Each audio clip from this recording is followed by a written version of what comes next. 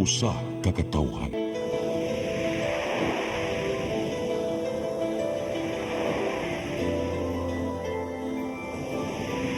Cebu Catholic Television Network.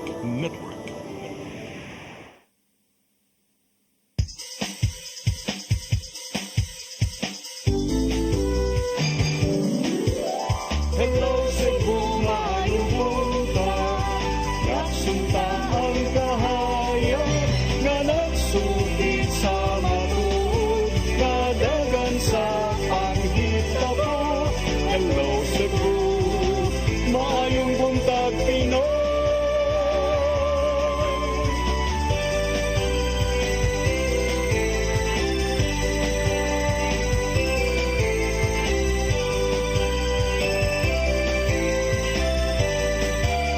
Ang katutulungan sa mga katawhan.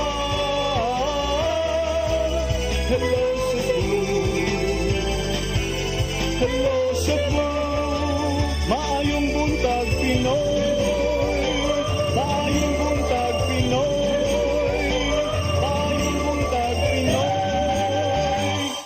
Hello Cebu, may buntag Pinoy, adlaw karong Miyerkules, adlaw sa tong inahan sa kanunayng panabang pitsa 27 sa buwan sa Nobyembre tuig 2024. Sangan sa akong partner nga si Attorney John Destacamento. Ako yung alagad sa kahanginan, Malu Inocando Tabar, solo flight ta today. Uban ko ang sa alas 9 karong buntaga sa itong programang Hello Cebu, maayong buntag Pinoy. Dito maglangan na todayng ipadangat kining atong latest weather update di kis Pag-asa, Mactan, Sir Jomar Eclarino, maayong buntag.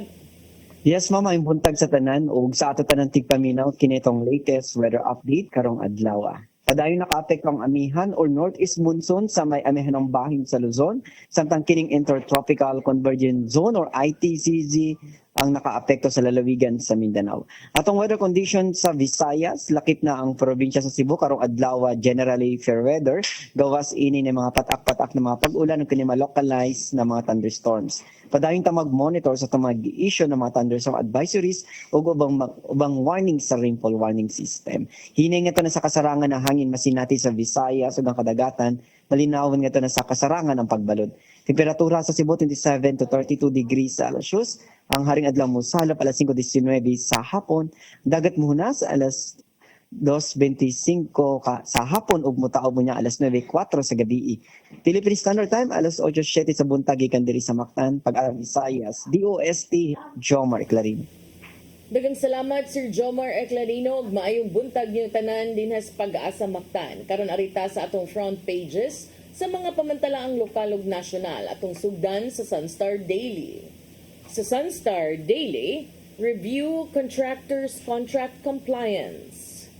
Sa Super Balita sa Sunstar, gireport na ng lugos naghikog. Sa The Freeman, in Mandaue City, total ban on e-bike. Sa Banat News, sa The Freeman, notadong kawatan gipatay, kapulisan nakaila na sa mamumuno. Sa Philippine Daily Inquirer, House invites Vice President's military aides, AFP, to cooperate. Sa Philippine Star, VP Sara summoned by NBI on kill threat. Sa Manila Bulletin, Palace blasts Duterte's call to overthrow Marcos. Our loyalty is to flag and constitution, says the AFP. Ug sa Tempo,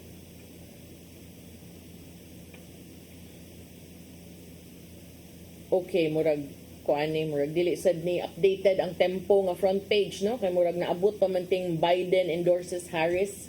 Murag naa siguro problema sa dang ato ang technical side. Mao gatong front pages sa mga pamantalaang lokal ug nasyonal. Sa among pagbalik ang maipadangat kaninyong mga balita nga nahipo sa tong kaubanan sa CCTN News and Public Affairs teams. Please stand by.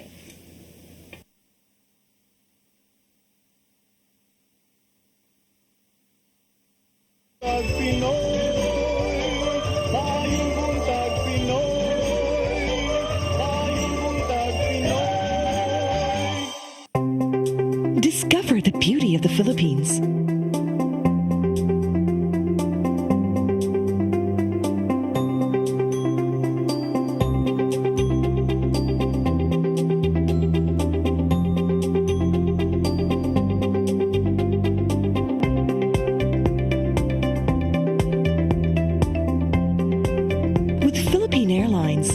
country's flag carrier.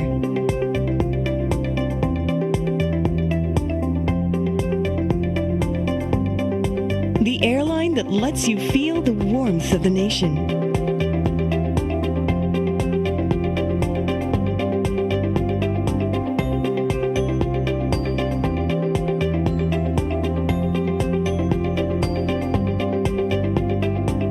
Mabuhay!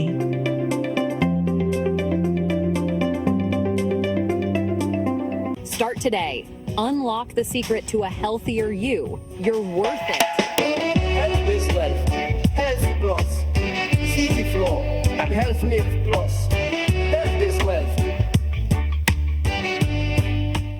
Your path to a new start. Nutrition, Exercise and elimination, water, sunlight, temperance, air, rest and recreation. and most of all, Trust in God.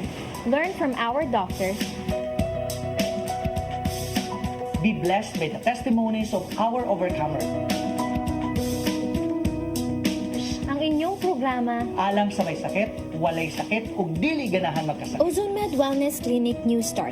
Napapanood every Saturday 8 to 9 a.m. Og ang replay airing matag Miyerkules 1:00 hangtod 2:00 sa hapon. Dinhilang sa CCTN Channel 47. New Start, Ozone Med Health and Wellness Talk.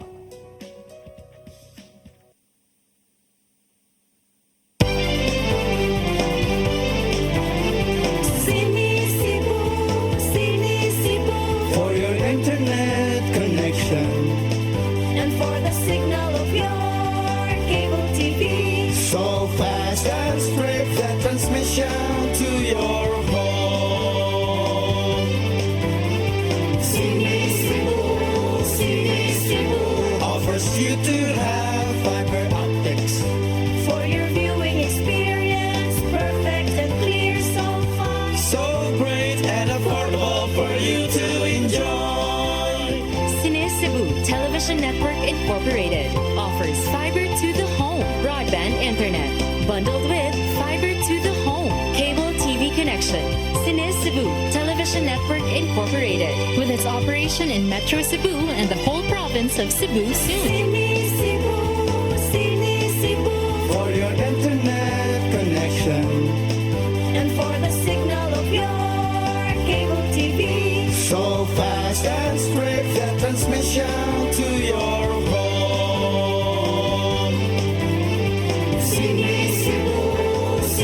Cebu. Offers you to have fiber optics. For your viewing experience, perfect and clear so far. So great and affordable for you to enjoy.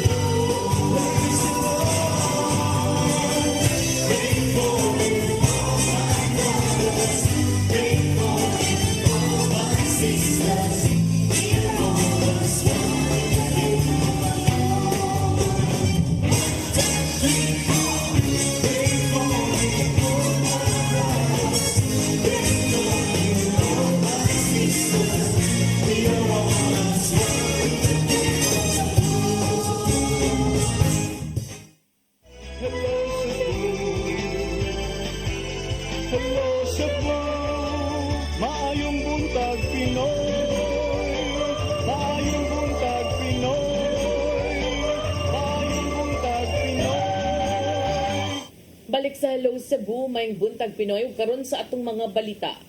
Nagunas to mga balita karong buntaga, 8 ka mga empleyado sa Cebu City Hall nga giingong nag-apil-apil sa protesta ni atong Nobyembre 8 gipaubos na sa investigasyon. Matud ni Mayor Raymond Alvin Garcia nga magdepende lang sa ilang pagpasabot kung sila ang ngayon pabausab nga ipabilin sa trabaho. Ang kasayuran ihatod ni Mary Rose Sagarino.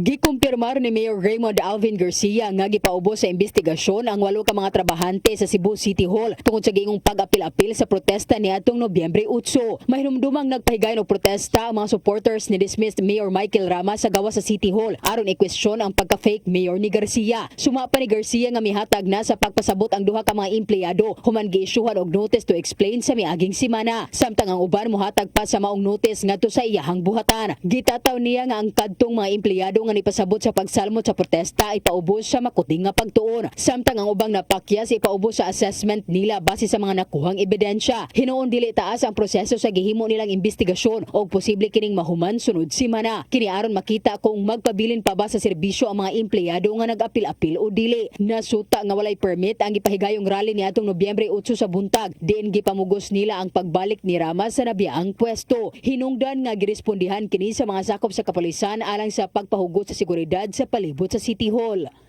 Mary Rose Sagarino, CCTN News. Sa laing bahin, mga residente sa Lapu-Lapu nga nag-edad og 59 anyos kinahanglan ng mag-pre-register sa ilang pagka-senior citizen. Kini aron nga malakip na sila sa budget sa tuig nga sila mag-60 anyos ug makadawat dayon sa financial assistance. Ang kasayuran ihatod ni Crystal Joy Pelerca. Nipahigayon og orientation og review sa Senior Citizens Law ang Office of the Senior Citizens kon OSCA kaganihang buntag. Kauban ang mga presidente sa mga asosasyon sa senior citizens matag barangay o mga stakeholders nga naghatag kanila og discounts. Aton sa mong higayon usab, gipahibaw ni City Councilor Annabeth Quizon, ang chairman sa Committee on Social Services para sa mga senior citizens and persons with disabilities, nga ang katong mga nag-edad na og 59 anyos kinahanglan ng mag-pre-register para sa pagka-senior citizen. Base kini sa gihimong amendment sa ordinansa sa paghatag og financial assistance sa mga senior citizens.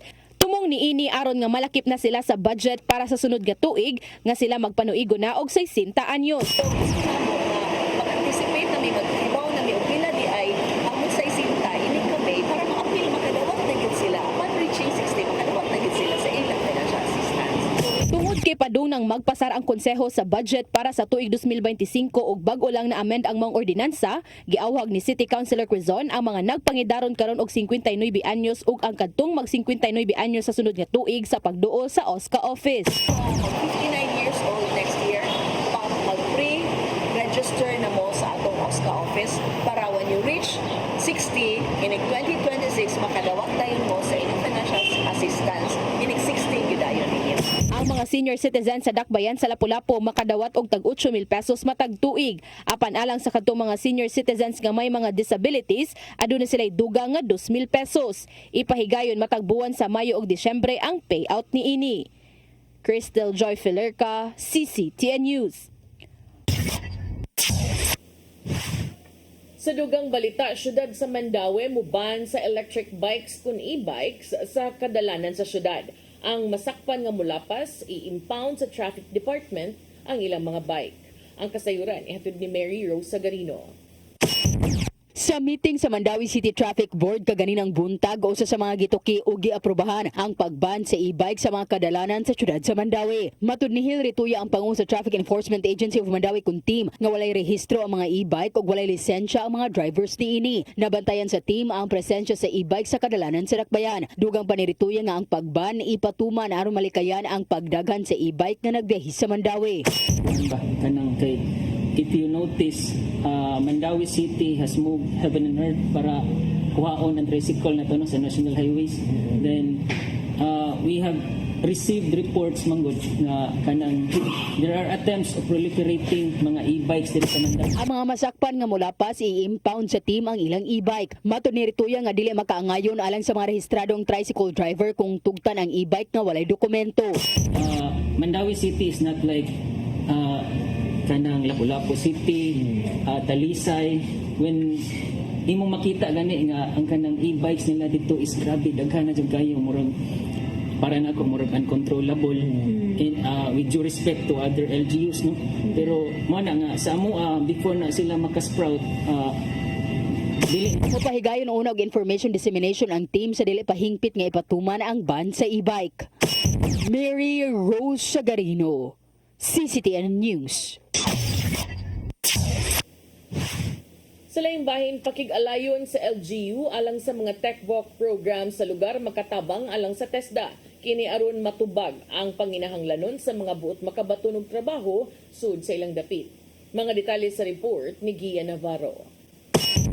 Giatagan og dakong importansya sa Technical Education Skills Development Authority kung TESDA ang pagpakigalayon sa local government units. Subay kini sa mas gipadaling pagpatuman sa mga inisyatiba bahin sa technical vocational education sa ilang dapit.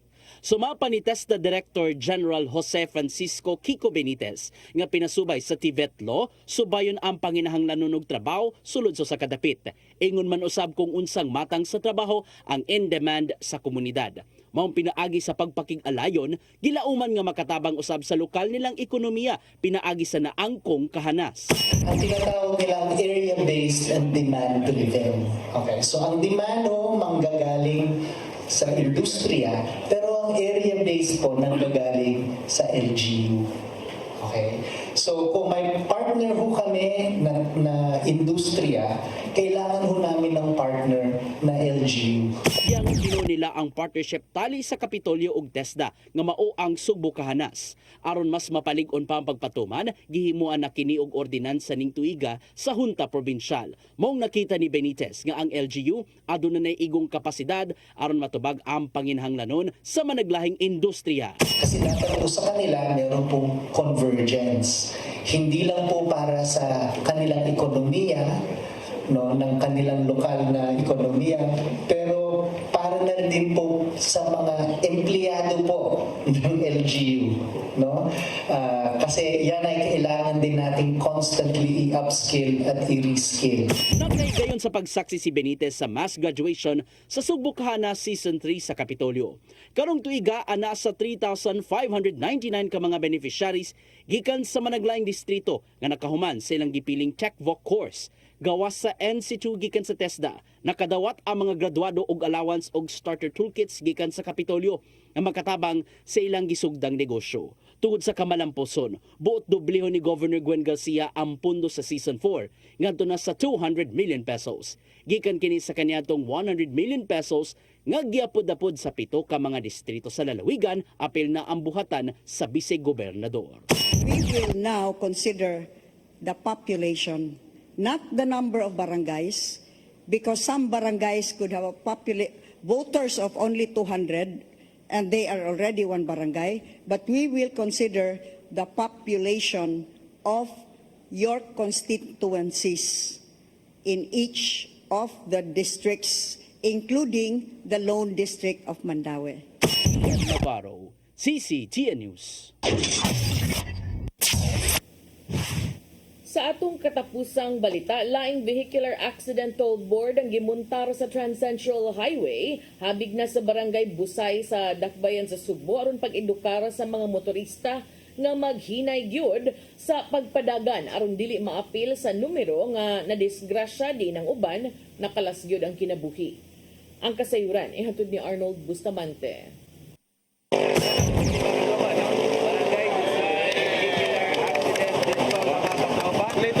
Sa datos sa kipahibaw sa Barangay Busay, maabot na sa kapino sa kagatos kadisgrasya sa kadalanan nga nahisakop sa ilang jurisdiksyon.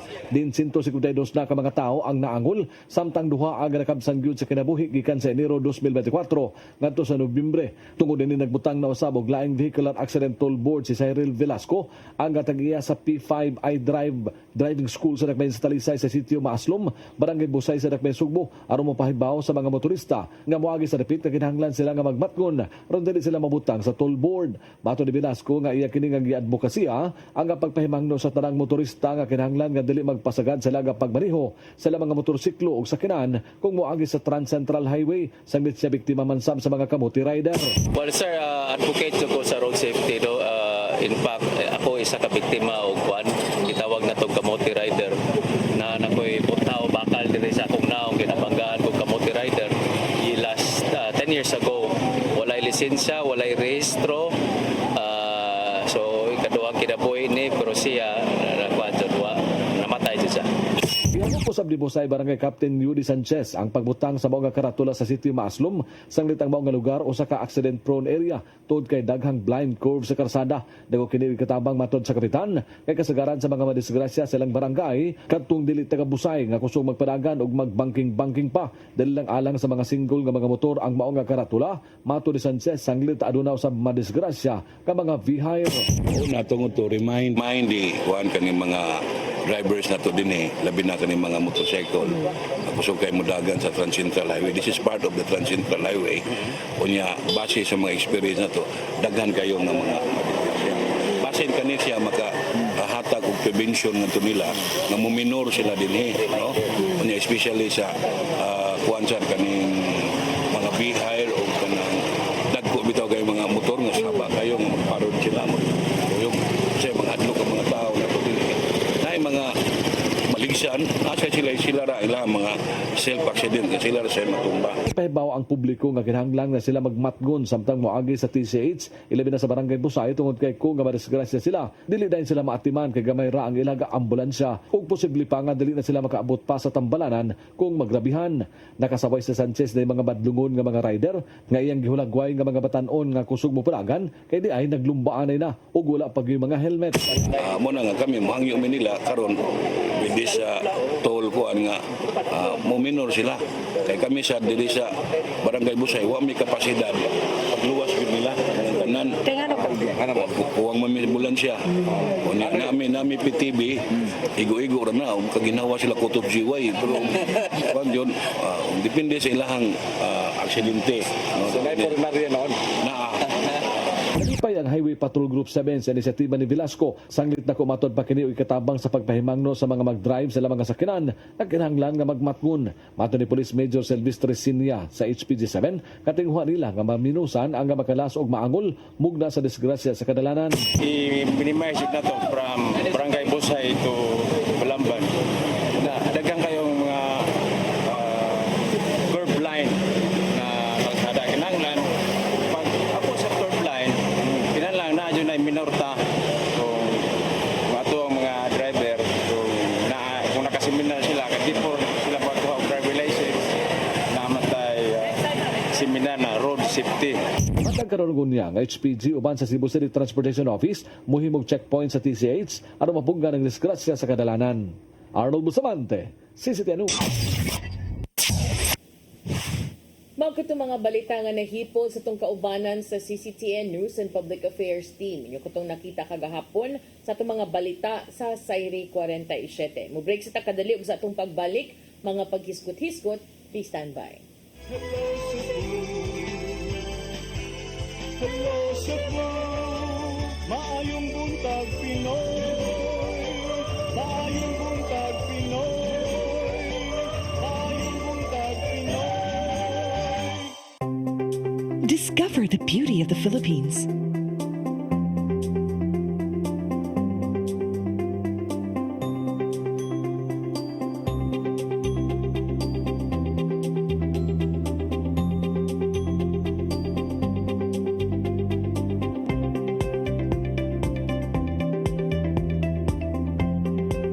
With Philippine Airlines, the country's flag carrier.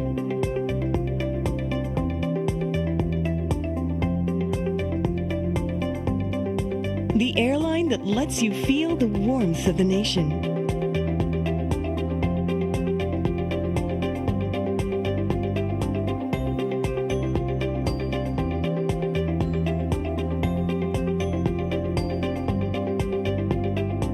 Mabuhay.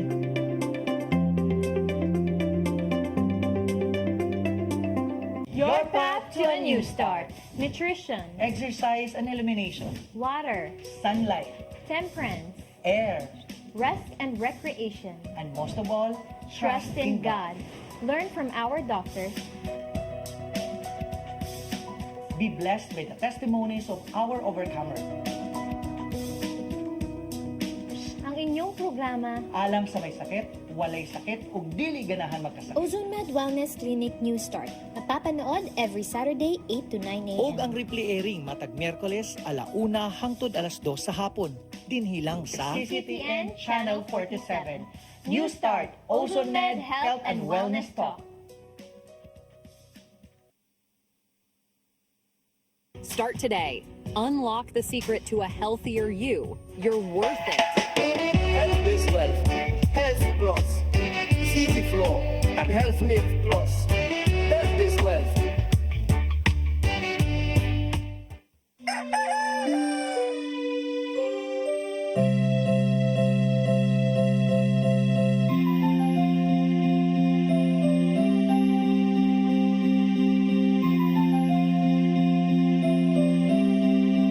Wala na dita ma, palud ma. Sorry ma'am, na-late ko. Nangita pa mong gugod para internet sa kong anak ma'am. Ay wala na yung problema. Pag-sinisibo. Sinisibo, sinisibo. For your internet connection. And for the signal of your cable TV. So fast and straight the transmission to your home. Sinisibo. Sinisibo, sinisibo. Offers you to have fiber optics. For your viewing experience, perfect and clear so far. So great and affordable for you to enjoy. Sinisibo. Cine Cebu Television Network Incorporated offers fiber to the home broadband internet bundled with fiber to the home cable TV connection. Cine Cebu Television Network Incorporated with its operation in Metro Cebu and the whole province of Cebu soon. And affordable for you to enjoy. Sinisibo. Migo George! Oh, ako? Naon sa maning tanawa niyo? Kalma lang ni Godido. Siya Godido, mga mo sa susili. Sa'yo na lang. Oh, kano sa ba ka mo mabutan? Murag mao siguro na inyong hiwata. Oh, pagdagsa mo ni.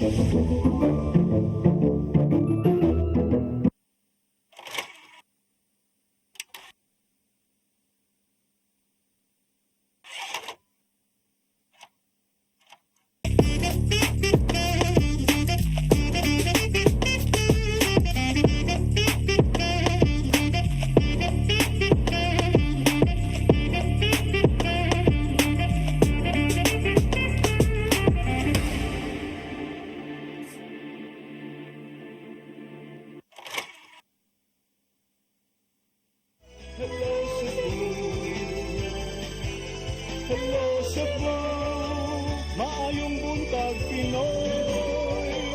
Maayong buntag Pinoy. Maayong buntag Pinoy.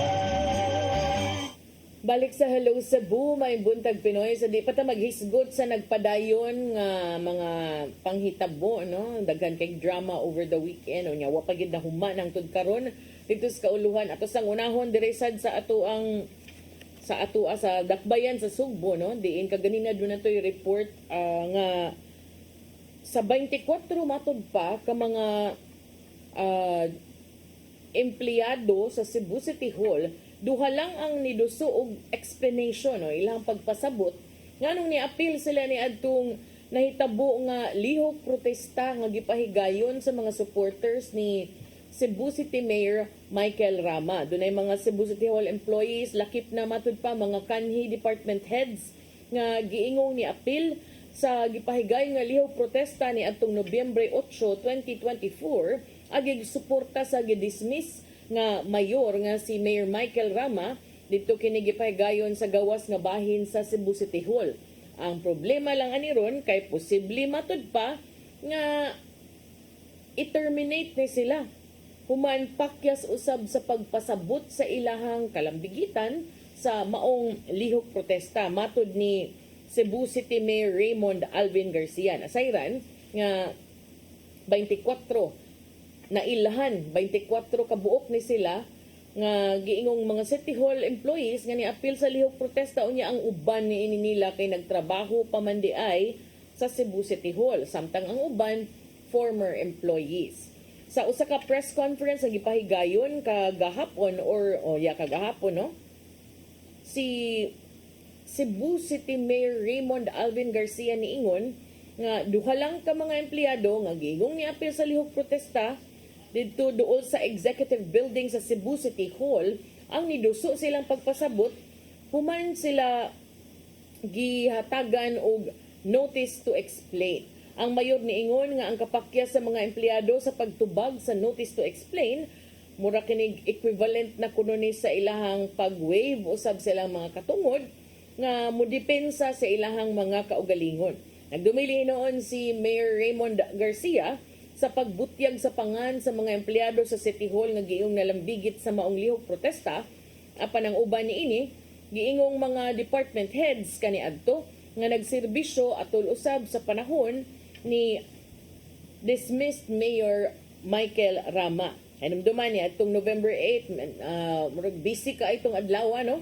Doon ay mga nagpahigayog lihok protesta unya mausab tong niresulta sab sa katong pinusasay incident dito sa City Hall. Hinumduman si former City Administrator Colin Rosel ni adto sa City Hall aron ipahibaw, i-anunsyo ang pagbalik ni Mayor Michael Rama human matud pa na napupos na ang iyang unom kabuan nga preventive suspension.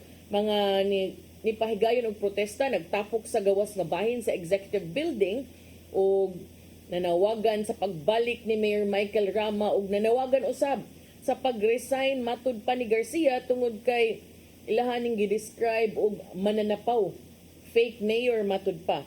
Usa ka incident report nga gibuhat sa naabot no dito sa buhatan sa mayor ato ning klarohon kay duha ba ni puro sa ba ni mangangkon nga mayor. So ang incident report nga gihimo usab sa Office of the Mayor, and by this we mean Mayor Raymond Alvin Garcia, niila sa 24 ka mga City Hall employees nga dunay active participation sa maong rally. Kining maong mga empleyado were charged with abandonment of their posts for allegedly participating in the protest. Pero pangutana sa nako ani kung atong adlaw ni file sila og leave, di siguro to ma-abandonment no kay ni file man og leave. Pero og katom sa gani nang jote gyud ni sila, aw ngano sad ganing apil-apil sad mo nga trabaho pa man dayon taon mo, office hours man to. Gawas lang og maka-prove mo nga didto mo ni apil mo sa gawas alas 6 ngadto sa alas 7:58. Nya pagka alas 7:59 og kuy ni punch in naman. So dili na siguro to ma-abandonment unsa man kaha. Tanaw na to kay for sure na gyud na yung mga daghan sad nga moingon nga nakakita mo depensa daghan sad kay puros man ni sama sa atong ibalik-balik diri magdepende gyud ning tanan kung unsay kolor sa imuhang antsuhos nga gisulob. Kay usahay maapektuhan ang kolor sa atong pananaw kung unsa sad ang kolor sa ato ang antsuhos nga gisulob, di ba? So depende na kung asa bugat sa imong kasing-kasing kay kung moingon ka pareha ra gud sa kauluhan. Ang color aning Mayor Michael Rama green, ang color ni Mayor Raymond Alvin Garcia sukad pa kani adto ha red. Muram sad kanang kuan kanang sounds familiar, muram sad nahitabo sa kauluhan nga green o red unya. Kauban sad ni sila kaniadto. Unya karon nagbuwag na sad nilang mga maayong kabubuton. So nabuwag na ning puwa og ang kining green. Yan depende na lang. Syempre katong uban nga ni appeals protesta o dire gyud to team green gyud to. Nya katos ang mga namantay sa kinsay na ngadto bisag empleyado kay Team Red sad to, pero ang pangutana ana, kung naay mo execute og affidavit, nya mo ingon kintahay nga kita ko umaapil sad siguro tong trabahante sa City Hall ngano naabot sa kadito nga tintrabaho man nimo. Na magkuan mo na giingon nga tigi ni sa mga estratehiya pamaruay og mga abilidad. Tanawon ug unsay nato, tanawon ni nato unsay ending niya ani, pero for sure dogay pa ni kay Mayo pa ang eleksyon.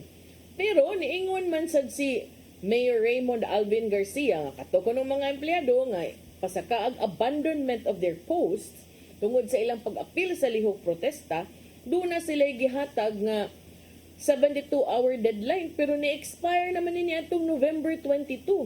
Unya ang investigasyon magpadayon sa dihang nalapas na November 22 nga deadline, magpadayon ko ng investigasyon before any decision o apil na sab kining mga silot nga ipatuman. Gipasabot ni Mayor Raymond Alvin Garcia nga due process will still prevail. Ami asad paminaw ani Mayor makaingon sa tanduta sa na paminaw no. Due process mo patig babaw gyud kuno gihapon. Apan alang ni adtong mga mura lagwa, pawawa lang, papatay mali lang sa mga notice, it is tantamount to waiving their rights. Ningon si Mayor Raymond Alvin Garcia, those who ignored meant they did not present their side, meaning we will rule on what evidence we have. We have given them the opportunity to be heard, and that is a basic principle in the Constitution, their right to due process. Garcia said among the sanctions will be dismissal from the office. Ngayon siya, but December is upcoming, and after sa December, kibawang taon sa may tabo, doon na may mga renewal sa mga kontrata na magsugod na sa Enero 2025. So, alams na. Pero gitagaan mong due process. Kaya gipa-investigar man mo niya, matod pa, gipatubag ko na mo within 72 hours. So, niya, wa gihapon. So, mo nagingon nga, ika-January, may bawaan na tani. Depende gid na kung kuan kanang, pero ang ako sang pangutana, assurance basad gud nga submit kag explanation, assurance basad gud na nga naa pa kay January 2025. Pero para nako sad ba tan-aw ninyo wa na mo kauyon, di mo believe or wala na hasubay ang inyong mga prinsipyo, baruganan sa prinsipyo ug baruganan sa bisan kinsa nga mo'y nangu ana nga local government unit. Undang yun sa may dugayan. Sa una bitaw, kanang gitawag nilang Tom Jones, tungod ba na anang Tom Jones sa kanang humans election ba? Mayo niya, ma-end ang term, June 30. Sumunong tawgo na sa City Hall og Tom Jones, kanang taman ras June. Pero karon di ni madaw tamja na siguro ni, kay taman January naman lang mo. Taman Disyembre, ug maumang gani. So, kana, ato nang subayon, poros man sila mga laki, kay mga abogado mas la puros. Mayor Mike Rama, abogado. Mayor Raymond Alvin Garcia, abogado sad. So, yan nasad din sila daghan kay nag-aliro nga mga abogado, nasad sila mga kandidato, abogado isig kahabig. So, kuani, tigi nis mga abogado. Nya ato sa nang biyaan ng City Hall kay maura gyapon sige na slag away, mahuman ra na siguro no inig ka Mayo. Inig humans election, anha pa na mo kalma kung kinsay makadaog kay syempre magpuyo naman sa tong mga kuan. Itong mga sigig supak-supak. Kung depende kinsay makadaog, depende og kinsay mapildi, ang katong nakadaog, padayon sila, ang napildi, relax og kadali, nga man, balik lang yung inaghapit na sa eleksyon ko, no. Pero diri sa ato, murag, taod-taod pa sad ni mahuman. Di sad ko sure kung mahuman ba ni, o mahuman ang eleksyon. Kay, bisan og midterm elections, karong May, sunod tuig, di sad ko lahi man ni ang nature sa national elections kay ang kining midterm elections mahug man sad ni og turning point kung nidagan pa kaani og 10 kilometer kani mo 5 kilometer nga kanang muliko na ka para mobalik kasi mong agi pero di ta kasiguro nga mahilom na baning tanan ini kahuman sa May 2025 elections, midterm elections kay posible man sang mosamot na sad leading up to the next presidential elections. Pero karon ang latest ani ang NBI, National Bureau of Investigation, mi issue na og subpoena alang ni Vice Presidente Inday Sara Duterte tungod sad sa iyang pamahayag ni adtong Sabado sa kadlawon nga do na siya hitman nga giingnan matud pa nga patyon si Presidente Marcos, si First Lady Liza Araneta Marcos ug si House Speaker Martin Romualdez kung siya patyon. Kunoy kung matud pang Attorney John gahapon do na may kanang kuan condition. So di ba? Kining mga supina gi-deliver nga to sa Office of the Vice President sa Mandaluyong City ug gidawat alas 12:52 sa udto ni Lucky April Ebrole, ang officer in charge sa Central Record Unit sa Office of the Vice President.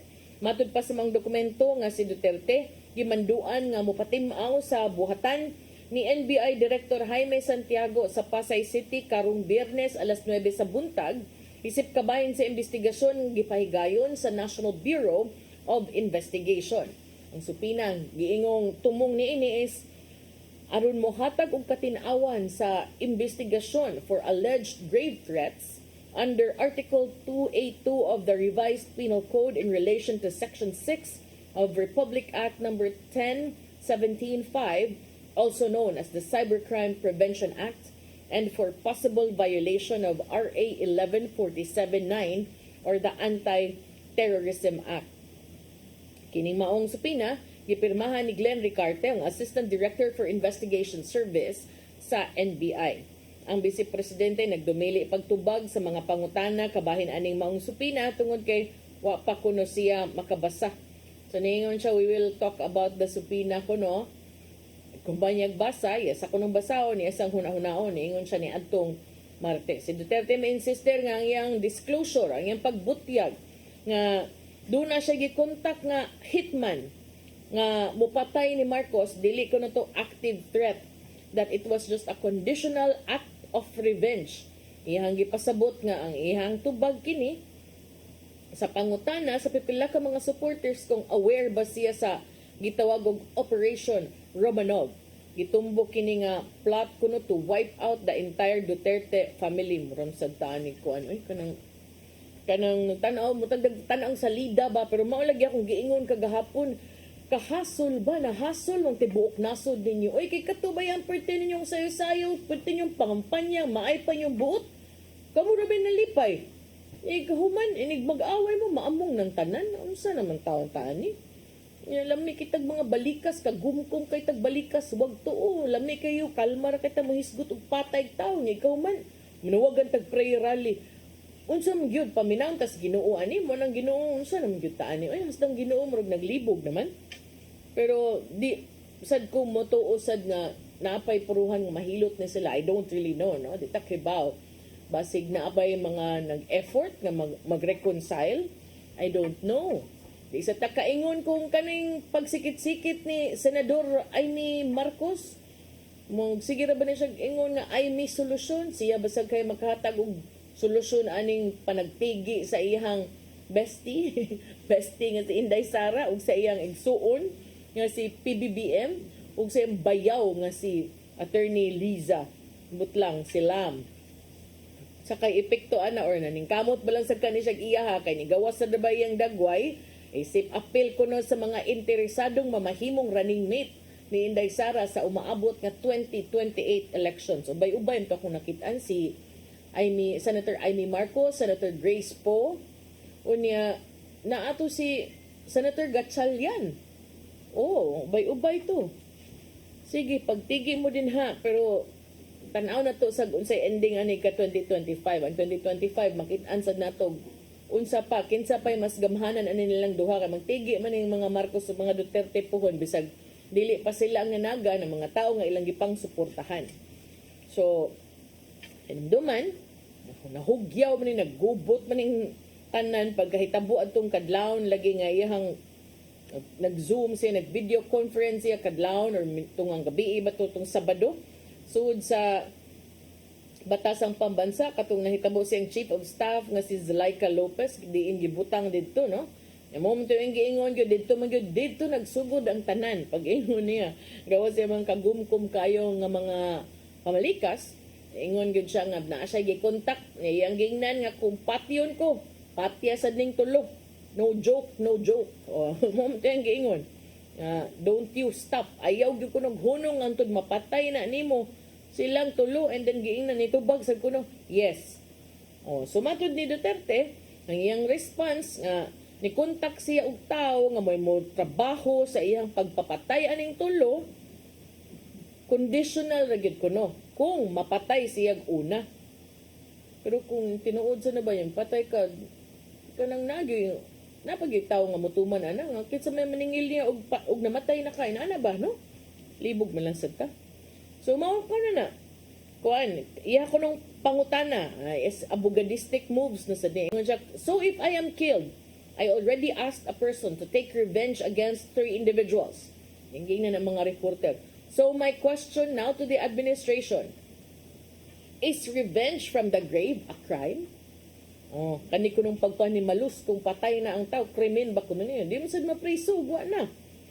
So ang mga reporter nangutana balik niya to confirm lang yun. Kung tinuod bagyong na siya gikontak nga tao nga mupatay sa presidente, niingon sa siya, yes. So, I have to die first. They have to kill me first. So now, they can't kill me anymore unless they want to die. Mato ni Duterte nga nagamping siya sa iyang mga pulong nga gipangluwatan tungod kay iyang giingnan ang tao nga iyang gikontrata to take revenge. Iyang gi-insister nga katumang pamahayag was taken out of its logical context. Ug gi-question sad niya nganong nitumaw ang pulo nga assassin. Ningon siya, tossing the word assassin into this issue makes things even more terrifying. And especially because I never used that term during my recent consternation against the Marcos administration.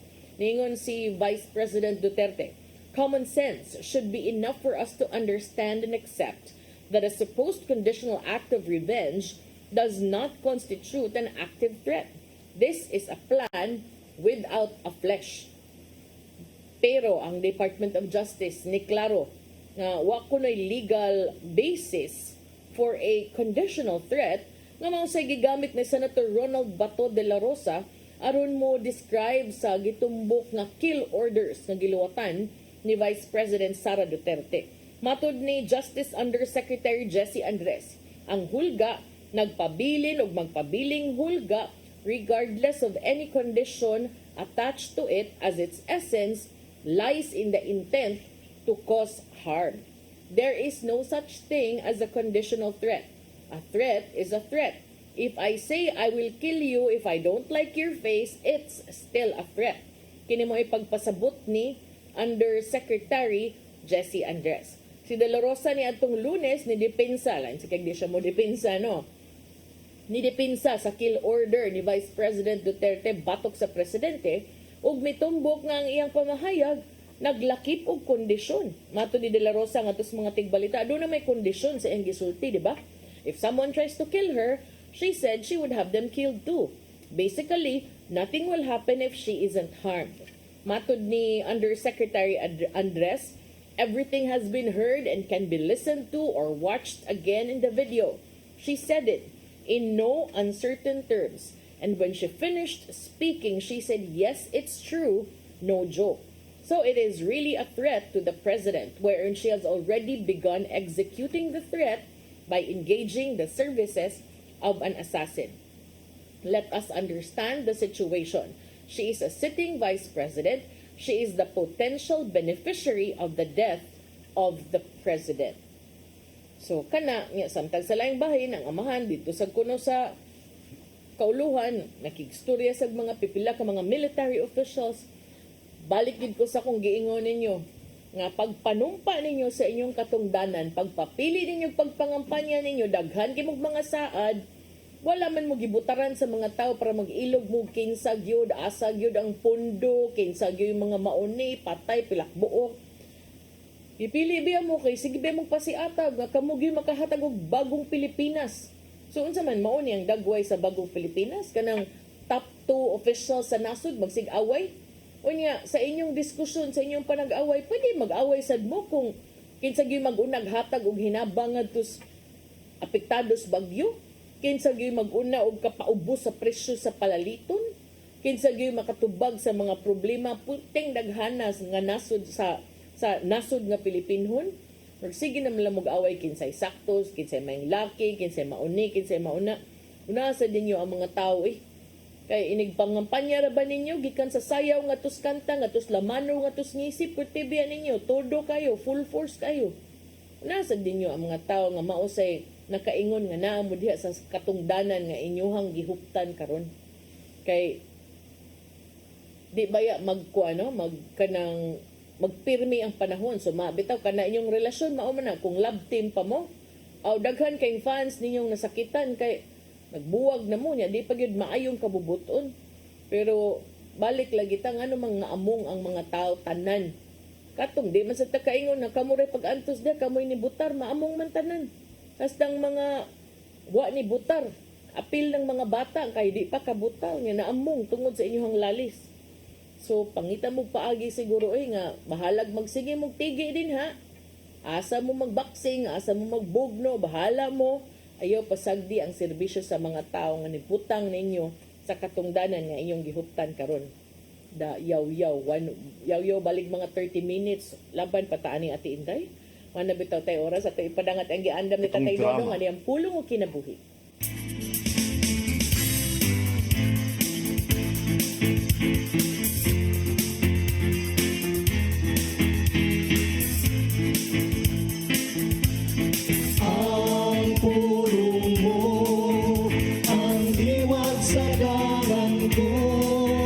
Ang tao, lalaki man o babae, himo sa dagway sa Ginoo.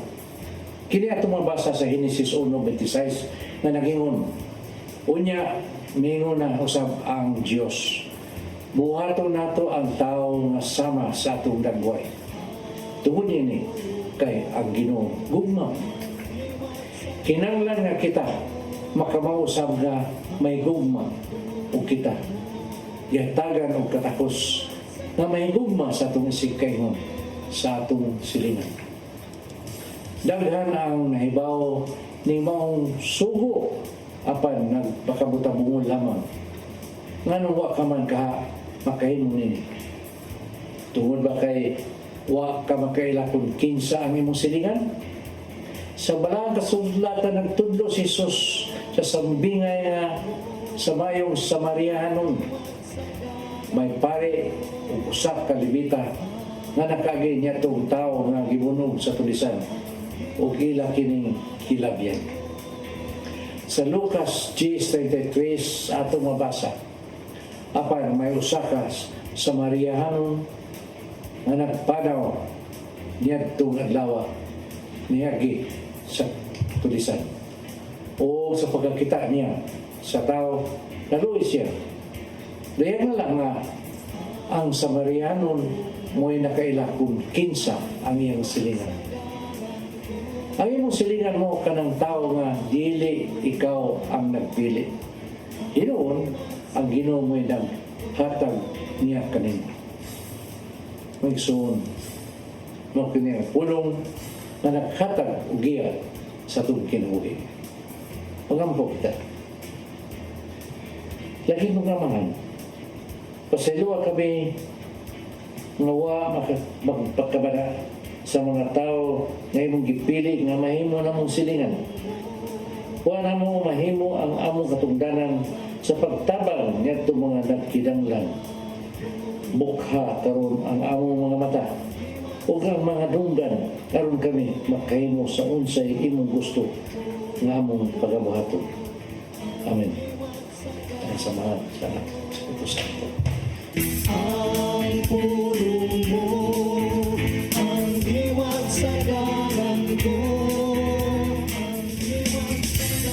Pulong ang kinabuhi ni Tatay Dodong Limchua mo nagtapos sa atong tulumanon. Daghang salamat sa Philippine Airlines.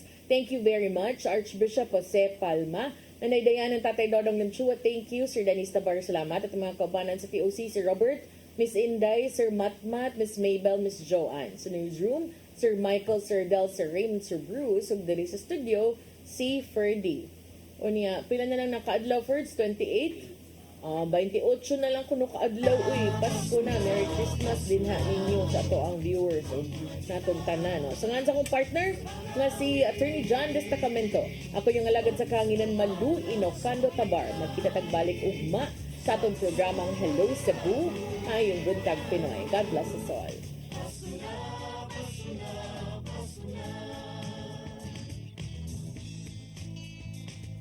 Gugma ang angay na tong kaambi sa igsuntang hubog.